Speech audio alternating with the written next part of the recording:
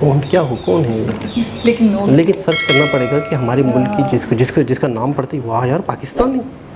वाह यार पाकिस्तानी। मतलब मुझे तो एक प्रोडक्ट भी नहीं याद आ रहा हो सकता कोई है अच्छे लेवल का जो ऑल ओवर द वर्ल्ड हर जगह फेमस हो। तलो बनास्पति है। तलो बनास्पति में तल के खा जाऊंगी।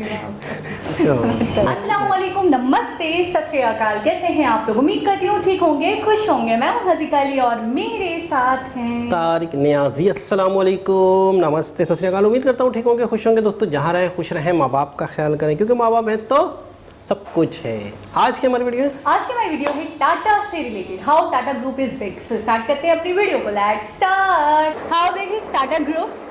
Companies owned by Tata, Ratan Tata. से स्टार्ट करते हैं दोस्तों। अफ्रीकन कंट्री जाम्बिया के एक छोटे से टाउन में 120 मेगावाट का हाइड्रो पावर प्लांट और 237 किलोमीटर लंबी ट्रांसमिशन लाइन बनी हुई है, जिससे कि इस देश के करीब 10 लाख लोगों को इलेक्ट्रिसिटी मिलती है। ऐसे ही प्रशांत महासागर के पश्चिमी हिस्से में गुआम नाम का एक छोटा सा आइलैंड है, जो कि साइज में हमारे मुंबई शहर से भी छोटा है। इस आइलैंड में अंडर सी इंटरनेट केबल्स बिछाए गए हैं, जिसकी हेल्प से यहाँ पर रहने वाले करीब 2.25 लाख लोग इंटरनेट यूज कर पाते हैं। और दुनिया की सबसे ऊंची बिल्डिंग बुर्ज खलीफा के बारे में तो आप जानते ही होंगे, लेकिन क्या आपको पता है कि इस बिल्डिंग को बनाने में करीब 39,000 टन स्टील रेबार का इस्तेमाल किया गया है, जिसका वजन एफिल टावर से भी करीब 4 गुना ज्यादा भारी है। अब आप सोच रहे होंगे कि भला मैं आपको ये सब क्यों बता रहा हूँ। असल में इन तीनों ही प्रोजेक्ट्स के अंदर एक चीज जो कॉमन है वो है टाटा, क्योंकि टाटा ही वो कंपनी है जिसने कि इन तीनों ही प्रोजेक्ट्स पर काम किया हुआ है। अब टाटा हमारे देश की एक बहुत बड़ी मल्टीनेशनल कंपनी है, ये तो हम सभी जानते हैं, लेकिन क्या आपने कभी इसके एक्चुअल साइज को जानने की कोशिश की है? नहीं ना? तो फिर चलिए आज के इस वीडियो में हम आपको टाटा कंपनी के रियल साइज के बारे में बताने वाले हैं, जिसे जानकर आपके होश उड़ जाएंगे। दोस्तों, जमशेदजी टाटा ने साल 1868 में सिर्फ 21,000 रुपए लगाकर टाटा कंपनी की शुरुआत की थी, और आज टाटा 154 साल के बाद 30 अलग अलग ज्वाइंट कंपनीज का एक ग्रुप बन चुकी है, जिनका कंबाइंड मार्केट कैप करीब 23.4 लाख करोड़ रुपए है। आज टाटा का बिजनेस सिर्फ भारत या एशिया ही नहीं, बल्कि दुनिया भर के 100 से भी ज्यादा अलग अलग देशों में फैला हुआ है, और इसके एम्प्लॉयज की गिनती 9,35,000 से भी ज्यादा है। मार्केट कैप के हिसाब से देखें तो टाटा ग्रुप की सबसे बड़ी कंपनी टाटा कंसल्टेंसी सर्विस यानी कि TCS है, जिसका करंट मार्केट कैप करीब 12 लाख करोड़ रुपए है। दरअसल साल 1968 में शुरू हुई ये कंपनी IT और कंसल्टिंग इंडस्ट्री को बिलोंग करती है, जिसका बिजनेस दुनिया भर के करीब 46 देशों में फैला हुआ है, और साथ ही इसके एम्प्लॉयज की गिनती भी 6 लाख के करीब है। अब पिछले साल यानी कि फाइनेंशियल ईयर 2021-22 की अगर बात करें तो उसमें TCS की नेट इनकम करीब $5 बिलियन रही थी, और इन्हीं सब चीजों के चलते आज एक्सेंचर के बाद से इसे दुनिया की दूसरी सबसे बड़ी IT कंपनी माना जाता है। अब आप में से बहुत सारे लोगों के मन में ये सवाल आ रहा होगा कि TCS आखिर ऐसा क्या काम करती है कि आज इसकी गिनती दुनिया की सबसे बड़ी IT कंपनीज में की जाती है। अब वैसे तो TCS दुनिया भर में कई बड़े बड़े प्रोजेक्ट्स को मैनेज करती है, लेकिन एग्जाम्पल के लिए हम आपको इसके इंडियन पासपोर्ट प्रोजेक्ट के बारे में बताते हैं। अब आप में से काफ़ी सारे लोग ये बात जानते ही होंगे कि आज से करीब 15 साल पहले तक इंडिया के अंदर पासपोर्ट बनवाने में बहुत ज़्यादा टाइम लगता था, लेकिन TCS की ही बदौलत आज ये प्रोसेस पहले से कहीं ज़्यादा फास्ट हो चुका है, क्योंकि TCS ही वो कंपनी है जिसने इंडियन पासपोर्ट सिस्टम के इस पूरे प्रोसेस को डिजिटलाइज करने का काम किया है। दरअसल TCS हमारे इंडियन पासपोर्ट सिस्टम को वो एडवांस टेक्नोलॉजी और प्लेटफॉर्म प्रोवाइड करता है, जो कि इस प्रोसेस को तेज बनाने के साथ साथ इसकी ट्रांसपेरेंसी और रिलायबिलिटी को भी बढ़ाते हैं। TCS के बाद से टाटा की दूसरी बड़ी कंपनी है टाटा मोटर्स, जो कि पिछले कई दशकों से अलग अलग तरह के कॉमर्शियल और पैसेंजर व्हीकल्स को बनाने का काम कर रही है। आज से 77 साल पहले सन 1945 में शुरू हुई टाटा मोटर्स आज अपने पैर पूरी दुनिया के 125 से भी ज्यादा देशों में फैला चुकी है, जहां इस कंपनी के लिए करीब 80,000 एम्प्लॉयज काम करते हैं, और इस समय इसकी वैल्यूएशन $34 बिलियन के आसपास है।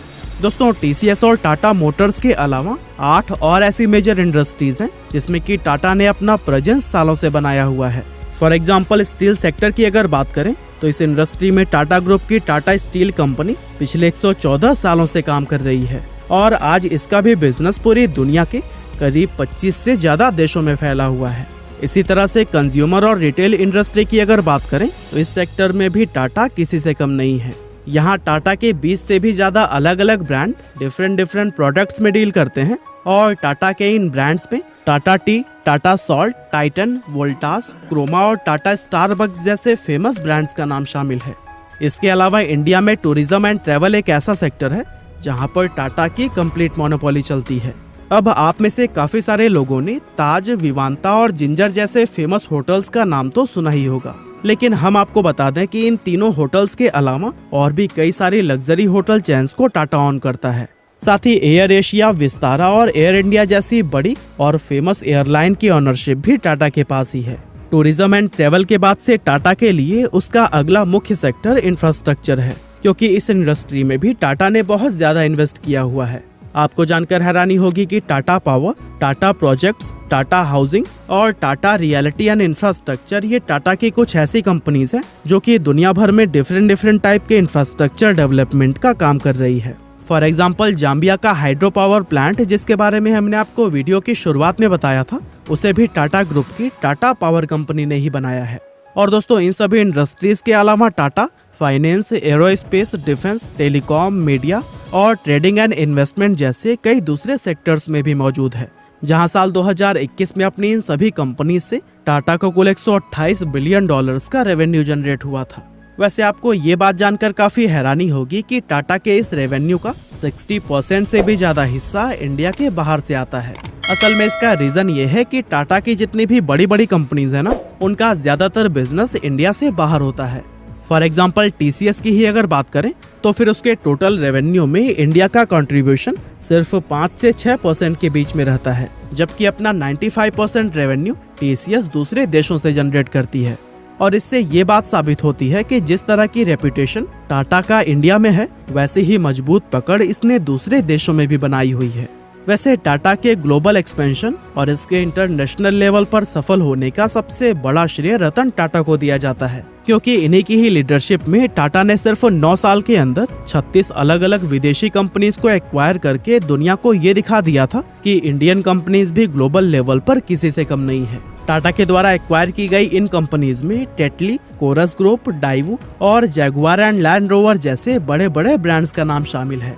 और दोस्तों, इन सभी सेक्टर्स के अलावा टाटा ने ई-कॉमर्स इंडस्ट्री में भी अपने पैर जमाने शुरू कर दिए हैं। असल में टाटा को ये बात अच्छी तरह से मालूम है कि ई-कॉमर्स इंडिया के सबसे तेजी से उभरते हुए सेक्टर्स में से एक है। ऐसे में टाटा ऑलरेडी बिग बास्केट और 1mg जैसे ब्रांड्स को एक्वायर कर चुका है।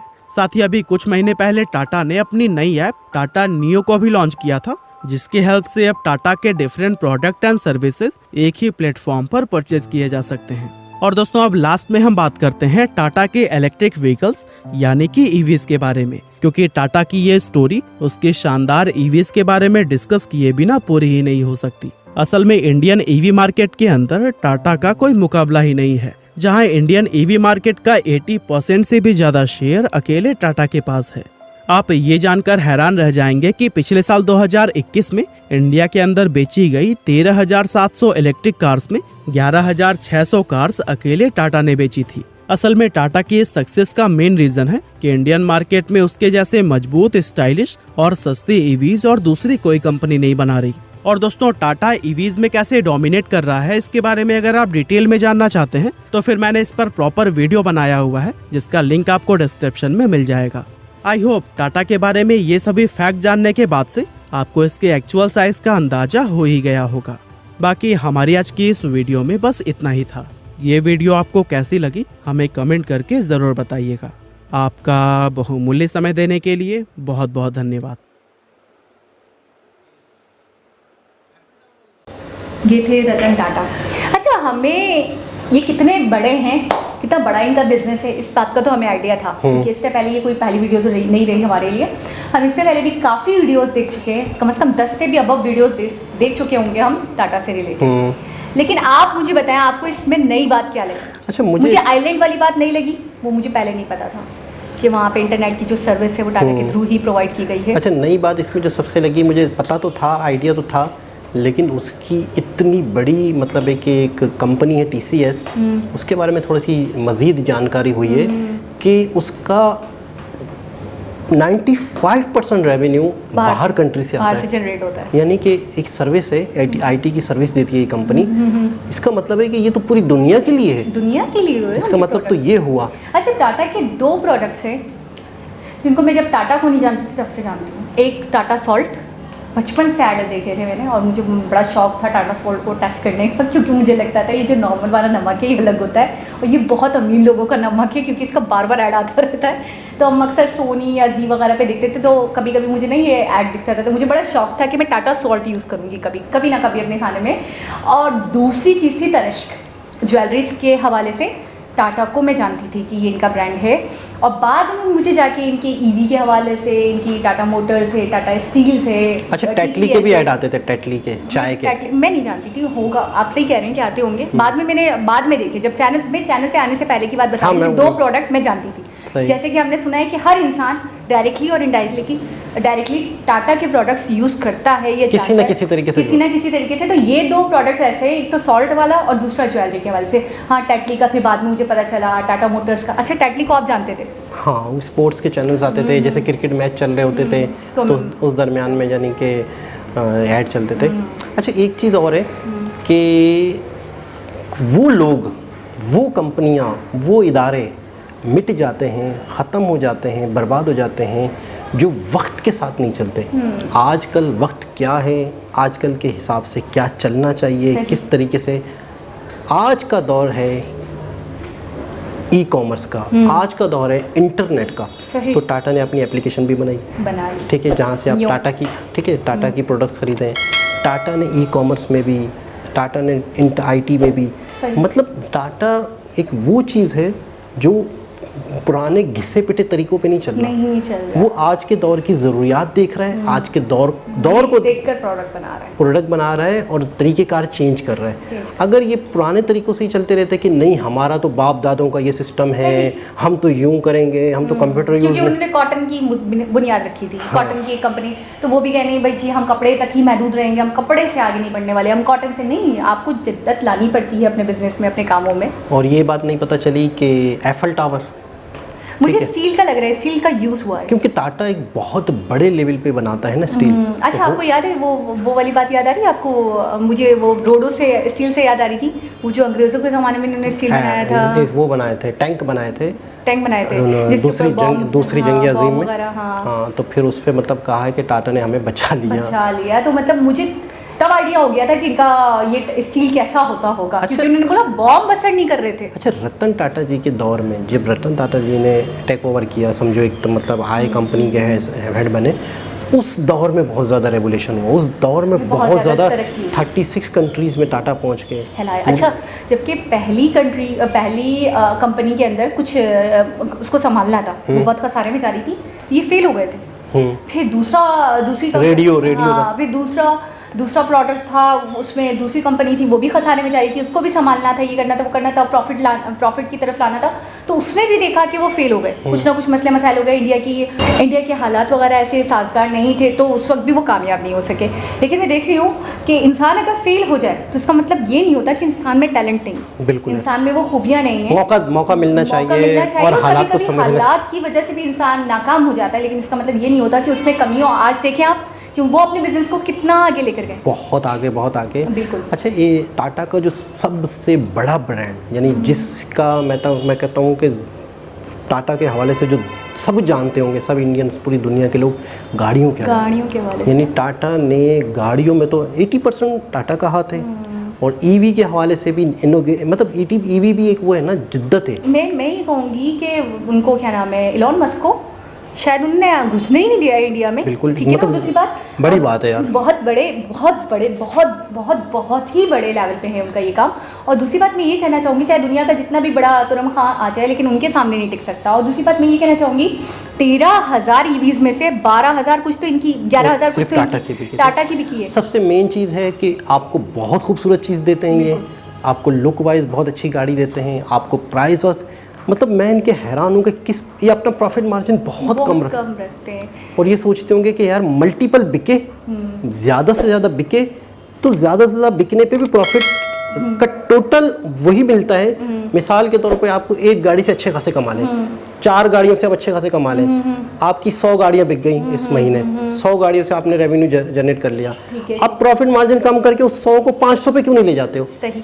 और आप अगर क्वालिटी अच्छी दे तो देखो, क्वालिटी के मामले में तो हमने ये सुना है कि टाटा ने कॉम्प्रोमाइज़ करना ही नहीं है बिल्कुल, मतलब क्वालिटी ट्रस्ट। कितनी खूबसूरत बात है ना टाटा की। अब अभी मुझे पता चला कि 95% बाहर से और 5 से 6% इंडिया से रेवेन्यू जनरेट होता है टीसीएस का।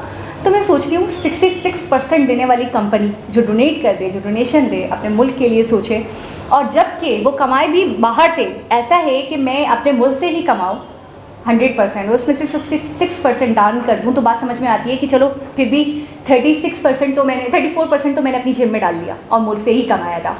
लेकिन कितनी हसीन बात है कि मैं बाहर वालों से कमाऊँ, यानी कि आप देखिए पूरी दुनिया में उनके ब्रांड फैले हुए, बिल्कुल। और लेकिन डोनेशन के नाम पे, अपने मुल्क को स्ट्रॉन्ग बनाने के नाम पे, हॉस्पिटल, स्कूल, दूसरी चीज़ें जहाँ जहाँ इन्वेस्टमेंट करनी है, जहाँ जहाँ लगाना है, जहाँ जहाँ फंडिंग करनी है, तो मैं सबसे आगे हूँ। तो ये कितनी खूबसूरत बात है। बहुत ही, मतलब डोनेशन के हवाले से तो मैं कहता हूँ जितने भी हमें जानने वाले मिलते हैं तो पता नहीं क्यों दिल करता है कि उन्हें बताएं इनके बारे में कि देखें यार ये भी तो हैं।